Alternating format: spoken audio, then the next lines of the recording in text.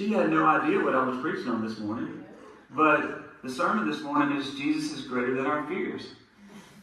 How God ties everything together is amazing. I know we shouldn't be that surprised how God does things, but it's amazing how He weaves things together and works things for His good and continues to work in our life, even in spite of all the things that we do and all the sin that we do. He still works in our life. Well, let's look at some of the fears. According to a 2021 Gallup Fear Survey in America, from greatest to least, these are the things that people are fearful of.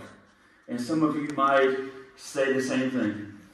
The first thing from greatest to least was snakes, public speaking, heights, being closed in small space, needles and getting shots. I was that kid growing up that people had to hold down to give a shot, so I understand with that one. Mice, flying on an airplane, dogs. Now only if I'm out running, if they chase me, am I scared of dogs right now. But there's crowds, going to the doctor, and in the dark. So those are from greatest to least. But though there is still an overall fear, a real fear of death and dying among those with an uncertainty about eternal life. So what is fear? Fear, to give a definition to it, fear is an emotional response to perceived threats or danger, characterized by a sense of unease, apprehension, or anxiety.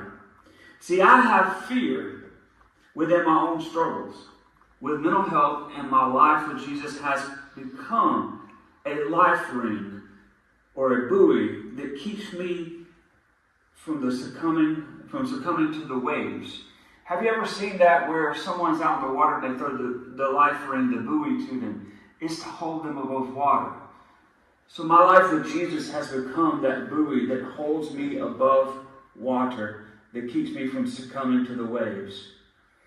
So we'll be in several scriptures this morning. If you want to go ahead and turn to Mark chapter 4, and then later on we'll be in Hebrews. So Mark chapter 4, starting in verse 35, that's where we'll be. Well, the first point I wanted to make today is this. Jesus is greater than the fears we hold on to in this life. And here's the questions that come with that.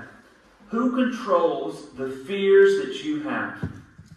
Are they controlling you, or are you entrusting Jesus to control those fears?